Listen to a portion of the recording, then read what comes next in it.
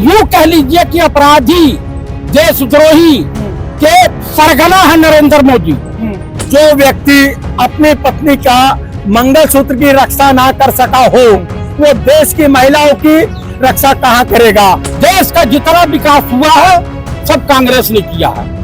देखिए, भाजपा में अपराधी हो, बलात्कारी हो, व्यभिचारी हो, दुराचारी हो, देशद्रोही हो, वही फलता फूलता है। देश का प्रधानमंत्री आपको दिखाई देगा लत्ते फाड़ते हुए, कपड़े फाड़ते हुए। नमस्कार, मैं दीपक कुशवाहा, आप देख रहे हैं बड़ी खबर। बड़ी खबर के साथ बड़ी खबर के तरफ रुख करते हैं। बात करते हैं ब्रिजभूषण सिंह जी की। ब्रिजभूषण सिंह, जिनके ऊपर कई तरह के आरोप हैं, महिला खिलाड़ियों को लेके जो आपत्तिजनक उनके ऊपर आरोप लगे गए हैं, और वही दूसरी तरफ भाजपा ने उनके ही बेटे को लोकसभा प्रत्याशी बनाया। तमाम मुद्दे पर बात करने के लिए हमारे साथ मौजूद है चतुर्वेदी जी। चतुर्वेदी जी, कैसे देखते हैं? देखिए, भाजपा नरेंद्र मोदी की सरकार को देख करके एक हमको शायरी याद आती है, एक शेर कबाब हो, आधी शेर शराब हो। सल्तनते राजा बाबू की, यानी प्रधानमंत्री नरेंद्र दामोदर दास मोदी की, खूब हो या खराब, यानी इनके पास जो है महिलाओं का शोषण करने वाला, घोटालेबाज, अपराधी, 3000 महिलाओं का शोषण करने वाला व्यक्ति को अभी कर्नाटक में प्रज्वल, ये सबकी मदद, यूं कह लीजिए कि अपराधी देशद्रोही के सरगना है नरेंद्र मोदी, और दूसरे को उपदेश देते हैं। आप बताइए, ब्रिजभूषण शरण सिंह के ऊपर इतना बड़ा आरोप लगा कि कैसरगंज से इनको टिकट मिली, उसका परिणाम हरियाणा में भुगतने को मिल रहा है। 10 की 10 सीट जो है बीजेपी गंवा रही है। यहाँ तक की स्थितियां, इनका पूर्व मुख्यमंत्री मनोहर लाल खट्टर चुनाव हार रहा है। इनका वर्तमान मुख्यमंत्री जो अल्पमत में आ गया है, सैनी, वो खुद विधानसभा चुनाव लाखों वोटों से हार रहा है। हरियाणा के किसान बीजेपी नेताओं को और जेजेपी के नेताओं को गांव में घुसने नहीं दे रहे हैं। उनका कहना है कि तुम हमको दिल्ली नहीं जाने दिए तो हम भी तुम्हें दिल्ली का रास्ता ब्लॉक कर देते हैं। ये सारी बातें आपने कही, फिर भी तो 400 पार का नारा चल रहा है। किस तरीके से ला पाएंगे 400 पार? भैया, 400 पार का नारा जो था चुनाव शुरू होने से पहले, दूसरे और तीसरे चरण के बाद ये नारा समाप्त हो गया। अब चौथा चरण जो 13 मई को समाप्त होगा, उसके बाद रुदाली पार्टी चलेगी।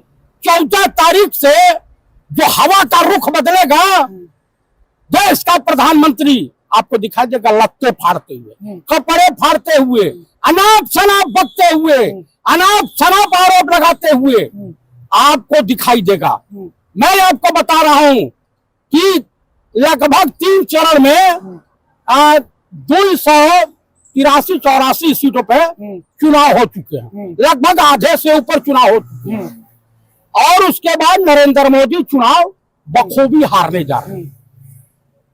क्या लगता है आपको कि भाजपा के पास कोई नया चेहरा नहीं बचा, कोई साफ पाक इंसान नहीं बचा? क्योंकि अब तक भाजपा में लगभग जिनको टिकट दिया है उन पे किसी ना किसी तरीके से आरोप प्रत्यारोप लगते रहे हैं, और जो साबित भी हो चुके हैं।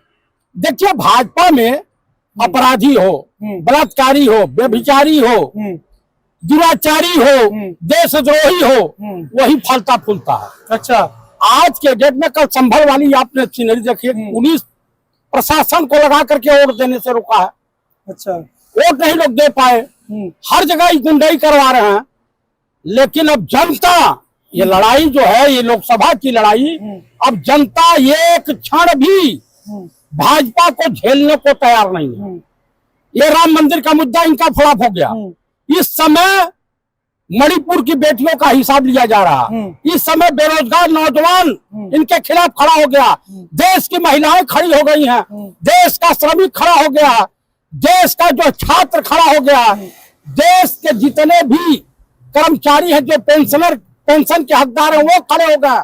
और सबसे बड़ी जो बात है, जो पंडित राहुल गांधी कांग्रेस का घोषणा पत्र है, न्याय पत्र है, इसमें जो जो भी खूबियां बताई गई हैं, वो किसी भी अन्य दलों के घोषणा पत्र के पास नहीं है।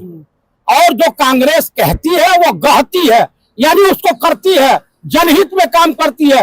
देश का जितना विकास हुआ है सब कांग्रेस ने किया है। देश के प्रधानमंत्री, माननीय प्रधानमंत्री जी तरह तरह के उनके बयान चेंज होते हुए नजर आ रहे हैं, तरह तरह के वो बयान दे रहे हैं। अभी राम मंदिर के ऊपर उन्होंने बात कही है कि अगर कांग्रेस सत्ता में आ गई तो राम मंदिर पर बाबरी का ताला लग जाएगा। मैं भारतीय जनता पार्टी के नेता और देश के प्रधानमंत्री शहजादा से मैं ये मालूम करना चाहता हूं, नरेंद्र मोदी जी से, कि राम मंदिर के ताले किसने खुलवाए और किसने पूजा अर्चना चालू कराई। वो स्वर्गीय राजीव गांधी जी थे।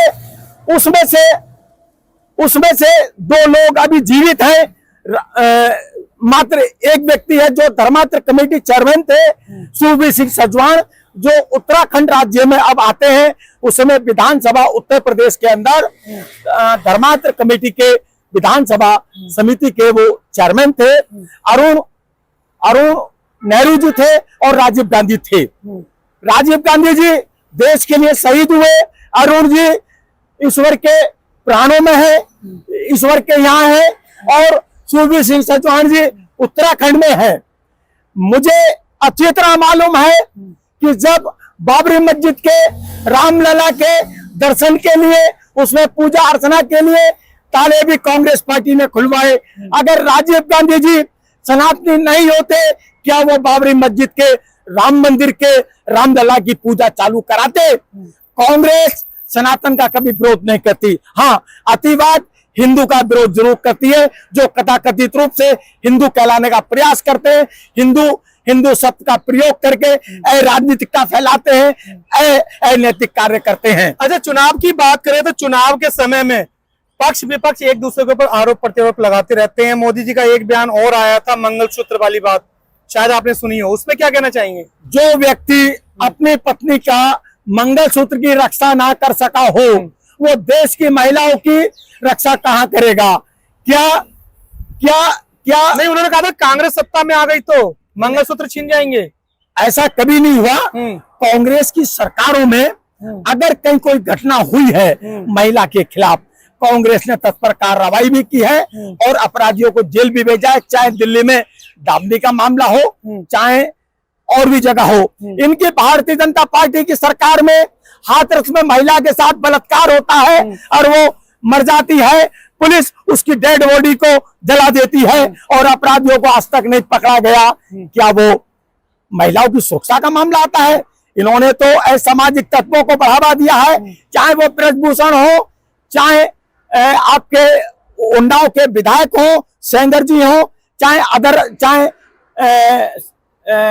आपके आसाराम जी हो, ये तमाम। बात करें महिलाओं की तो महिला बाल विकास मंत्री स्मृति ईरानी जी कहीं भी किसी मुद्दे पर बोलती हुई नजर नहीं आई है, जबकि वो भी स्वयं एक महिला हैं और महिलाओं के मुद्दों पे नहीं बोलती। आप किस महिला की बात कर रहे हैं जिसे बोलने की नैतिकता नहीं आती, जिसे शब्दावली नहीं आती? उसे सिर्फ एक पाठ्यक्रम पढ़ाया गया है नरेंद्र मोदी की यूनिवर्सिटी से कि आपको राहुल गांधी और सोनिया गांधी पर बोलना है, इससे ज्यादा वो जानती ही नहीं है। उससे क्या उम्मीद करेंगे महिलाओं की सुरक्षा की? चलिए, आखिरी सवाल है, क्या लगता है आपको 400 पार का सपना साकार हो पाएगा? प्रधानमंत्री नरेंद्र मोदी जी तीसरी बार प्रधानमंत्री बन पाएंगे? देखिए, सपना देखना कोई बुरी बात नहीं है, लेकिन आज का जो चुनाव है देश का, 24 का जो चुनाव है, सरकार बेनाम जनता है। जनता भारतीय जनता पार्टी की सरकार को हटाना चाहती है। वो इसलिए हटाना चाहती है, युवाओं को रोजगार नहीं, मजदूरों को रोजगार नहीं, महिलाओं की सुरक्षा नहीं, किसानों को उचित मूल्य नहीं, महंगाई के दाम आसमान पर है। जो गैस हमारे यहाँ 400 की थी, आज वो 1100 रुपए के आसपास है, और सरकारी कर्मचारियों को के वेतन नहीं बढ़े और बेरोजगारी बढ़ी है देश के अंदर। इन मुद्दों को लेकर चुनाव कांग्रेस का जो गारंटी कार्ड है, 5 योजनाएं, महिलाओं को 1 लाख रुपए प्रति वर्ष, किसानों का कर्जा माफी और तमाम तरह की योजनाएं हैं कांग्रेस की। कांग्रेस जो करती है उसको करती है। जो हमारे देश के प्रधानमंत्री हमारे युवा नेता राहुल गांधी जी के लिए कहते हैं कभी अमेठी से बायनाट, कभी बायनाट से रायबरेली। हम ये मालूम करते हैं जब उनकी गुजरात में इतनी पृष्ठभूमि अच्छी है बड़ौदा में, तो वो बनारस में क्या कर रहे हैं। वो भी तो आयाराम दयाराम वाले व्यक्ति हैं, देश के नागरिक हैं। लेकिन जितने भी अपराधी हैं, जितने भी सामाजिक तत्व हैं, उनका सरदार नरेंद्र मोदी है। अच्छा, डायरेक्ट आरोप लगा रहे हैं आप ऑन कैमरा? बिल्कुल, चाहे वो ब्रजभूषण का लड़का हो, क्या ब्रजभूषण के ऊपर सुप्रीम कोर्ट के आदेश के बाद महिला शोषण का मुकदमा दर्ज होने के क्या आदेश नहीं हुए? उनके बेटे को टिकट दिया। जिस दिन नामांकन कर रहे थे, फायरिंग हुई, बमबारी हुई, वहां पर आतिशबाजी हुई, जिलाधिकारी गोंडा ने उनके खिलाफ आचार संहिता का मुकदमा दर्ज किया। क्या दबंगई दिखाकर केसरगंज की जनता में दहशत फैलाना चाहते हैं वो? क्या वो अपने वही नजरिया दिखाना चाहते हैं जो विधायक बनने से पहले एक स्कूटर चोर थे, मोटरसाइकिल चोर थे, पशु चोर थे, उनके खिलाफ 16 मुकदमे नवाबगंज, कैसरगंज, अलग अलग थाना क्षेत्रों में है, तरफगंज में दर्ज हैं। चलिए, आपने अभी इनकी राय सुनी, इनकी राय से कितने सहमत हैं कमेंट बॉक्स में कमेंट करके जरूर बताएं। और जहां भाजपा एक तरफ लगभग आरोपियों को ही टिकट दे रही है, इस पे आपकी क्या राय है कमेंट जरूर करें। अगर आपको हमारा चैनल अच्छा लगता है तो वीडियो को लाइक शेयर, चैनल को सब्सक्राइब जरूर करें। मैं दीपक कुशवाहा, आप देख रहे थे बड़ी खबर।